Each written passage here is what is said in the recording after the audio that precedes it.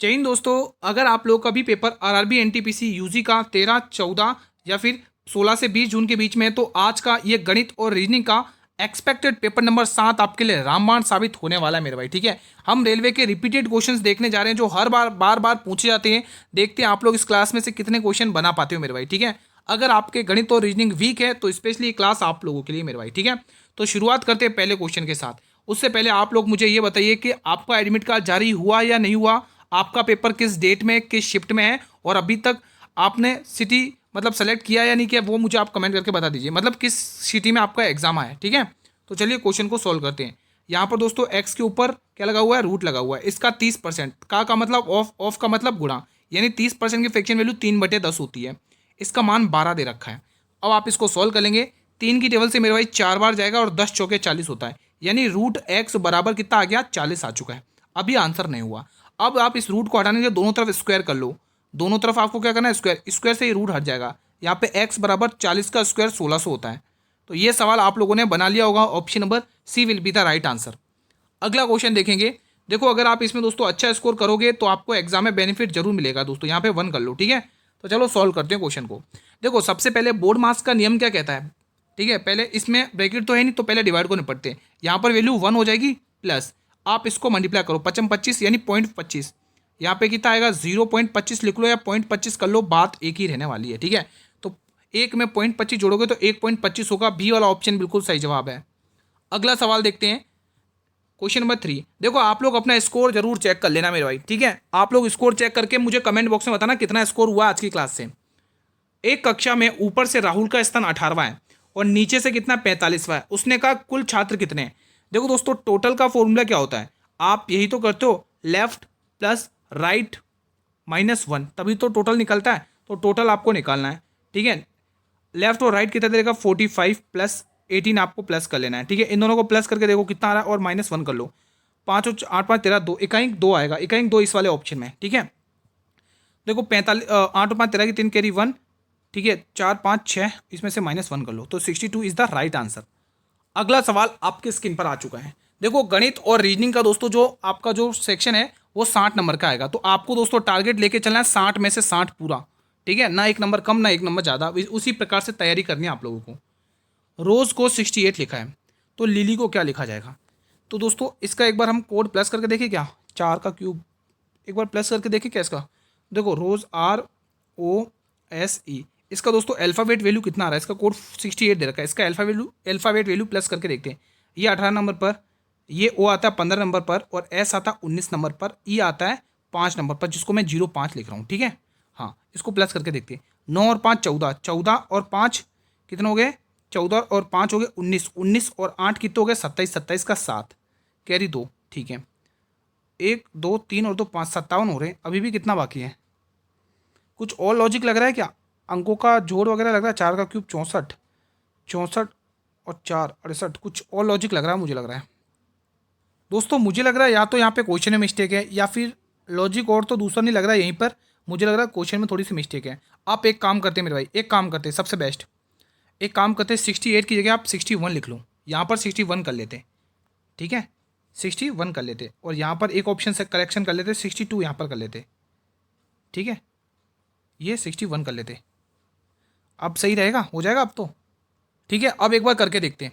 यहाँ पर देखो, R पे आता है 18, O 15 पे, ठीक है, और S 19 पर, और E आता है 5 पर। तो इनको जोड़ने पर अभी अपन ने कितना देखा था मेरे भाई, टोटल कितना देखा था अपन ने, 57 देखा था। ठीक है, अब एक काम करते हैं, यहाँ पर कितनी संख्या है, 1 2 3 4, 4 संख्या है ना, तो 4 इसमें प्लस कर लेते हैं, तो 61 ऐसे कोड इसका बन रहा है।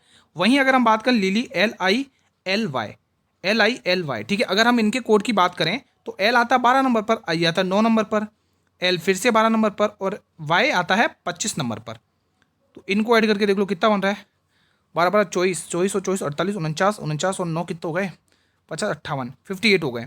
और 58 में ये कितने वर्ड है, 1 2 3 4, 4 वर्ड यहाँ पर जोड़ लो, तो यहाँ पर ये 62 बन रहा है। ठीक है, तो डी वाला ऑप्शन ऐसे कर लो आप लोग। ठीक है, तो यहाँ पे आपको खाली 61 कोड मानना है इसका। चलिए अगला क्वेश्चन, क्वेश्चन नंबर 5 बताइए। एक बेईमान दुकानदार है, अपने माल को क्रय मूल्य पर बेचने का दावा करता है, लेकिन वो 1 kg के स्थान पर 900 ग्राम का वजन तोलता है। उसका लाभ हानि प्रतिशत ज्ञात करना है। देखो, डिसऑनेस्ट शॉपकीपर से क्वेश्चन आते हैं एग्जाम में। ठीक है, तो दुकान हमेशा ध्यान रखना है ऐसे क्वेश्चन में कैसे करना है। हमें दुकानदार से कितना एक्सपेक्ट करना है कि दुकानदार हमें 1000 ग्राम, यानी कि 1 किलो सामान देगा, ठीक है। लेकिन वो दुकानदार हमसे क्या करता है दोस्तों, कुछ छल कपट का प्रयोग करके वो हमें 900 ग्राम ही दे देता है। हम सोचते हैं कि हमें उसने 1 किलो पूरा दिया है, लेकिन उसने हमें 900 ग्राम ही दिया है। तो 2 जीरो से 2 जीरो, ठीक है। 1 रुपये का प्रॉफिट कर लिया उसने, किसके ऊपर, 9 के ऊपर। और 1/9 वाले चैप्टर में अच्छे से पढ़ाया जाता है। क्या होता है 1/9, क्या होता है मेरे भाई, 11/1/9% होता है मेरे भाई। कितना होता है, 11/1/9% होता है, बी वाला ऑप्शन। अगला क्वेश्चन, 1500 रुपये की राशि पर 10% की दर से 2 वर्ष का चक्रवृद्धि ब्याज और साधारण ब्याज का अंतर। 2 तरीके से बताऊंगा ये क्वेश्चन, इफेक्टिव में एक झटके में उड़ेगा। देखो CI SI, पहले CI निकाल देता हूँ। CI कितना होगा, 2 साल का। CI कितना होगा, 10 दूनी 20, यानी 21% इसका हो जाएगा। और जो SI रहेगा वो कितना आएगा, 10 दूनी 20, 20% हो जाएगा, ठीक है। ये मैंने लिख दिया दोस्तों 20%। अब इनके बीच का डिफरेंस कितने का आ रहा, 1% का। कितने, आपको क्या करना है, चक्रवृद्धि अंतर पूछा है ना, तो आपको 15,000 रुपये का 1% निकाल लेना है। बस आ चुका आंसर 150 रुपये, ठीक है। 2 जीरो से 2 जीरो गए तो 150 रुपये आंसर आ गया। अब एक तरीका और है फॉर्मूले से, तो जब भी ऐसा आता है डिफरेंस बराबर PR/100 का स्क्वायर, बस इतना सा करना है, ठीक है। ये आता है दूसरा फॉर्मूला के अकॉर्डिंग। तो डिफरेंस चाहिए हमें 1500, आपको मूलधन एज इट इज लिख लेना 15,000 रुपये, ठीक है।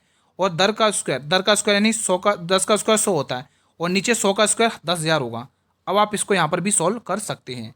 देखेंगे दोस्तों 4 जीरो से आप यहाँ पे 3 और एक ये 4 और 15 गुणा 10 150 तो भी आएगा। आपके पास दोनों तरीके, मैंने दोनों तरीके से बताया, जो तरीका आपको सुइटेबल लगे उस तरीके से आप सॉल्व कर सकते हैं मेरे भाई, ठीक है।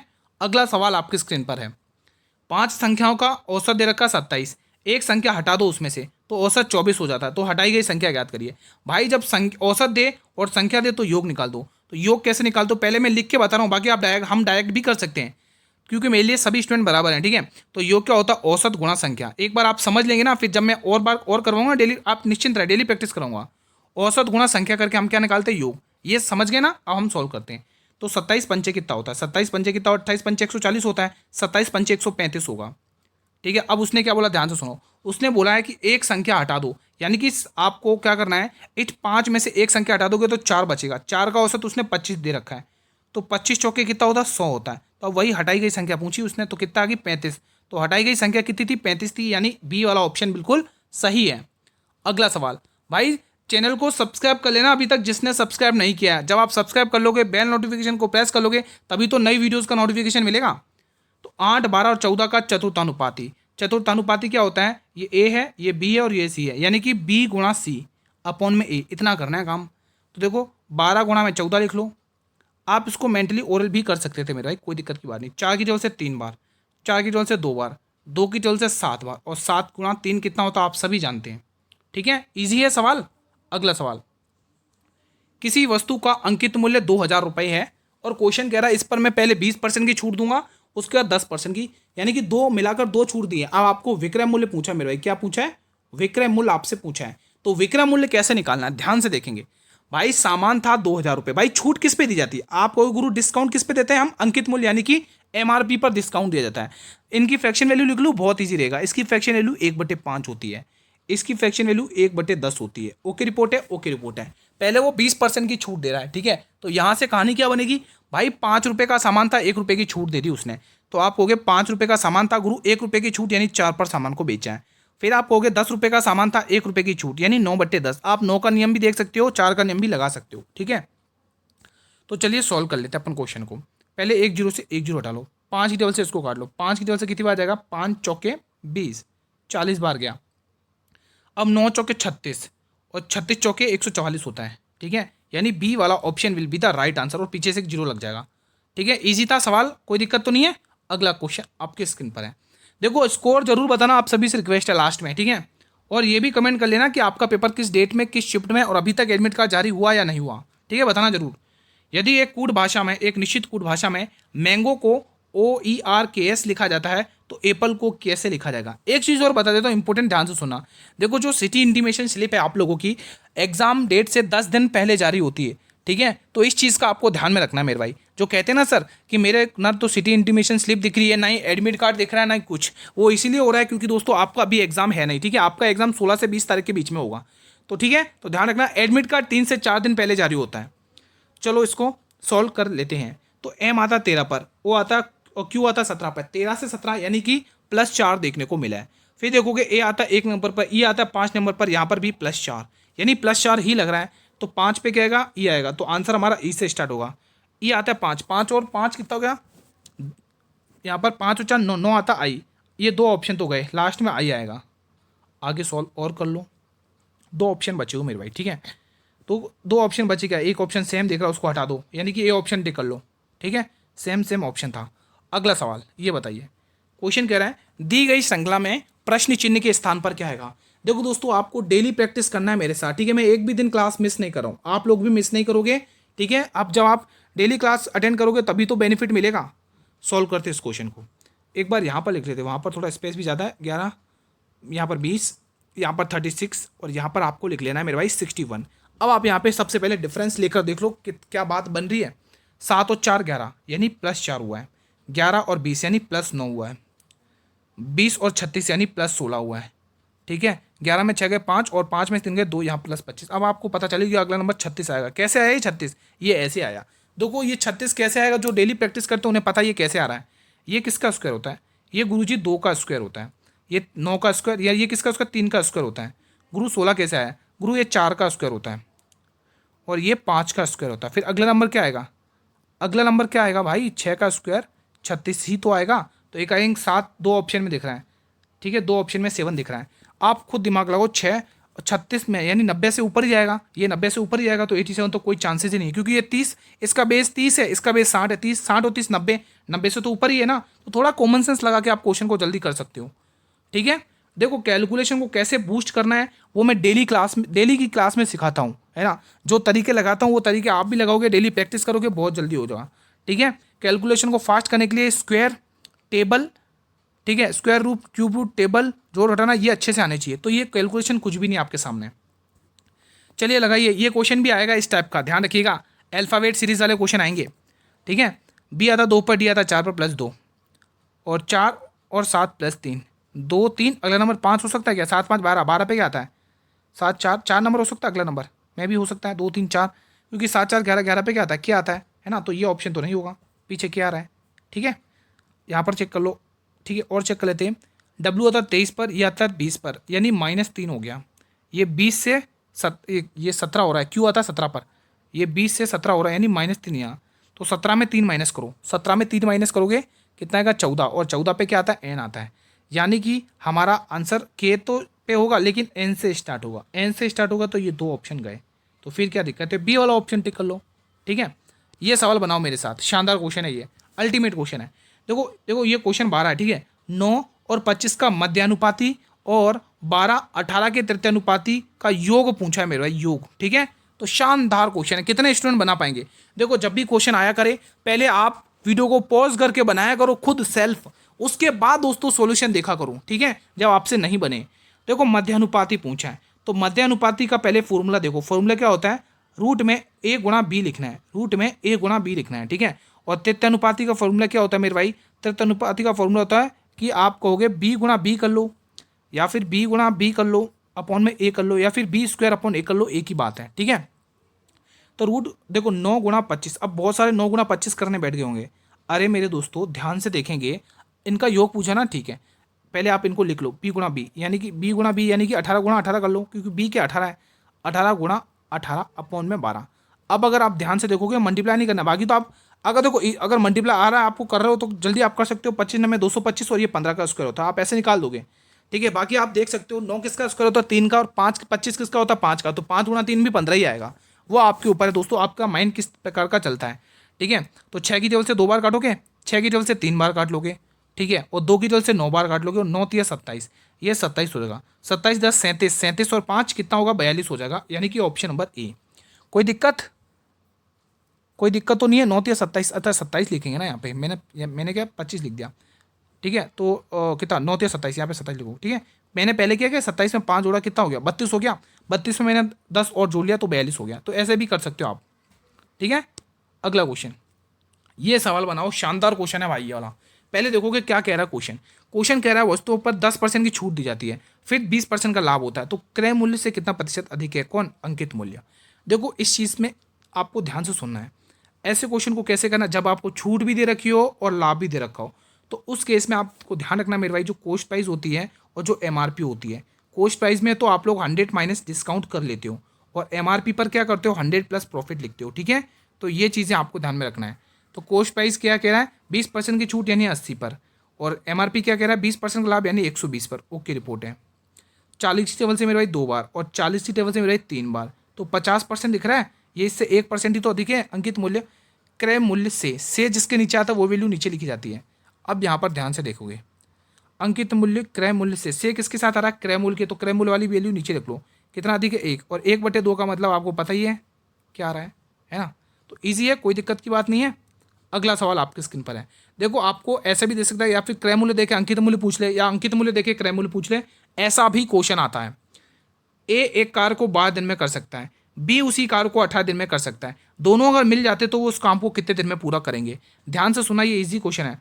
देखो ए एक काम को 12 दिन में कर सकता है, बी उस काम को, जब भी ऐसा क्वेश्चन आता है दोनों मिलकर कब करेंगे, तो हमेशा आपको करना क्या है दोस्तों, ए प्लस बी आपको पहले ए गुणा बी करना है। यहाँ पे क्या करना है, ए गुणा बी और ए प्लस बी इतना करना है जब भी ऐसा क्वेश्चन आए। ये क्या हो गया भाई, ये रहा, हाँ सही है। तो ये कैसे करना है आप ध्यान से देखोगे, तो ए गुणा बी यानी 12 गुणा 18 और 12 8 कितना हो गया 30 हो गया। अब आपको 6 का टेबल आता है ना, 6 का टेबल आता है तो आप इस क्वेश्चन को जल्दी कर लोगे। कैसे, 6 पंचे 30 होता है, 6 की टेबल से 3 बार जाएगा, और 3 की और 5 की टेबल से यानी पॉइंट में आएगा। अब पॉइंट में देखो आंसर आ रहा है पॉइंट में, तो 12 36, 36/5 आ रहा है। अब 36/5 का मतलब 5 7 35 यानी 7.2। ठीक है, 7.2 को आप जब 5 से गुणा कर लोगे तो कितना आएगा 36 आ जाएगा। अगला क्वेश्चन शानदार क्वेश्चन था। एक गोले का त्रिज्या आपको 7 दे रखा है, इसका पृष्ठीय क्षेत्रफल ज्ञात करना है। गोले का पृष्ठीय क्षेत्रफल क्या होता है, पाई आर स्क्वायर। पाई होता है 22/7 गुणा 7 अब आपको पता है 22 सत्ते कितना होता है 154 होता है, यानी ए ऑप्शन। इजी सवाल है, आप लोगों ने बना लिया होगा। अगला क्वेश्चन, एक निश्चित कूट भाषा में मैन को NBO लिखा जाता है, डॉग को क्या लिखा जाएगा, M13 N14 A1 मतलब +1 हो रहा है, तो कर दो भाई +1। ई आएगा 16 से कितना आएगा 17 पे Q आएगा, 7 से 8 यानी H आएगा, EQH। क्या गलती करी, 15 16 पे तो P आता है, यहाँ पर मिस्टेक कर दी है ना, यहाँ पर मिस्टेक कर दी, P आएगा भाई, क्योंकि यह था 15 में एक जोड़ोगे 16 पे P आता है, EPH यानी ए ऑप्शन। अगला सवाल क्वेश्चन नंबर 17, शानदार क्वेश्चन है। क्वेश्चन क्या कह रहा है, ध्यान से पढ़ो। पहले क्वेश्चन कह रहा है आप पहले प्लस को डिवाइड लिख लो, माइनस को प्लस लिख लो, गुणा को माइनस लिख लो और भाग को गुणा कर लो। फिर आप मुझे ये समीकरण सॉल्व करके दिखाओ तो मैं मानूं। चलो सॉल्व कर लेते हैं। 10 ऐसा कैसे, वो कह रहा प्लस का अर्थ बना दो भाग, ये हमने भाग बना दिया। अब डिवाइड आया, अब डिवाइड को उसने क्या कहा था, गुणा बना दो, बना दिया गुणा। अब माइनस आया, माइनस को उसने प्लस कहा था, प्लस बना लो। क्वेश्चन को सॉल्व करके आप बताना है। तो ये वैल्यू तो आपको 5 दिख रही है, और ये वैल्यू आपको 25 दिख रही है, और ये वैल्यू आपको +3 करने पर 28 दिख रही है। आप लोगों ने ये सवाल भी इजीली बना लिया होगा, कोई दिक्कत नहीं हुई होगी। अगला सवाल बना के बताओ। चलो ये वाला सवाल बनाओ, कम ऑन फास्ट। ए एक काम को 36 दिन में कर सकता है, बी उस काम को 32 दिन में कर सकता है। यदि वे दोनों 12 दिनों तक एक साथ काम करते हैं तो कार का कितना भाग शेष रहेगा। अल्टीमेट क्वेश्चन, ये क्वेश्चन एग्जाम में आ सकता है इसी टाइप का। ठीक है, तो पहला इनकी क्षमताएं निकालो। एक काम को 36 दिन में, बी इसी काम को 32 दिन में। अब दोनों मिलके कितने दिन में करेंगे, तो ये क्वेश्चन ने पूछा है। एक 36 में कर रहा है, एक 32 में कर रहा है, इनका एलसीएम तो कितना होगा। अगर आप इनका एलसीएम निकालते हो कितना, ठीक है, 4 8 32 और 4 9 36, ये कितना है 4 8 32 और 4 9 36, 8 9 72, 72 चौके 72 दूनी 144 और 72 दूनी 100 नहीं, हाँ 7 दूनी 14 4, हाँ 144 का 2 गुना करना है, बस आंसर आ जाएगा। ठीक है, तो 144 का 2 गुना 288 हो जाएगा, है ना। 44 का 2 गुना 88, 100 का 2 गुना 200, 288, तो टोटल वर्क 288 आ चुका है। तो यहाँ से क्षमताएं निकाल लो। ये कितनी बार जा रहा है, 6 की टेबल से 36 की टेबल में कितनी बार जाएगा, 3 6 18, 3 और 8 बार, 8 6 18, 8 बार जा रहा है। और ये कितनी बार जाएगा 32 की टेबल से, तो 8 दूनी 16, 6 दूनी 12, 7 दूनी 14 और 8 दूनी 16, 9 बार जाएगा। 32 9 दूनी 18, 9 3 27 29, 9 दूनी 18 और 9 3 27 और 28। ठीक है, ओके रिपोर्ट है। हमने इनकी क्षमताएं निकाल ली। अब वो कह रहा 12 दिनों तक दोनों ने काम किया। इन दोनों की क्षमता कितनी है, 9 8 17, तो 17 की क्षमता से इन्होंने 12 दिन तक काम किया। तो यहाँ से काम निकाल दो, उनका कितना हुआ, 17 दूनी 34 की 4 कैरी 3, ठीक है, 17 और 3 20, 204 काम कर चुके। तो रिमेनिंग वर्क निकाल दो। अगर आप 200, अच्छा आपसे क्या पूछा है कि तो कार का कितना भाग शेष रहेगा, तो शेष वर्ग निकाल रहे हैं अपन यहाँ से। 288 में से 204 घटा दो, और कॉमन सेंस की बात है, 200 कितना बचेगा अपन को पास, ये अपने पास बन जाएगा ना, बचेगा ना, 88 में से 4 घटा दो, 84 काम बचेगा भाई, 84 काम बचेगा, है ना। तो इसमें से आप घटा लो, 288 में से 204 घटा लो, ठीक है, 204 घटा लो, तो यहाँ पे 88 काम बचेगा। कितने में से बचा ये 88 काम बचा है, कितने में से बचा है मेरे भाई, ये 288 में से बचा है, ठीक है। तो 4 की 12 से देखो काट के, 4 दूनी 8, 4 दूनी 8, 428, 4 एकम 4, ये बच रहा है। ये आ रहा है कि कुछ गलत हुआ है, कि एलसीएम में गलती तो नहीं करी अपन ने, लग रहा मुझे एलसीएम में गलती हुई है। एक बार वापस कर लेते, रुको, मुझे लग रहा है एलसीएम में गलती हुई है, एक बार अपन वापस इसको सॉल्व कर लेते हैं, देखते क्या आ रहा है, ठीक है। वैसे अपन ने एलसीएम तो यार सही लिया था, है ना, एलसीएम तो दोस्तों सही लिया था, 288 था, एलसीएम में तो कोई कमी नहीं, फिर कहाँ दिक्कत हुई, इसको काटने में तो कमी नहीं हुई। एक काम करते, रुको, 288 आ रहा ना, अपन को पता 288 आ रहा, अपन क्या करते हैं, इनका टोटल वर्क ले लेते हैं, 36 गुणा 32, ये इनका टोटल वर्क आ गया।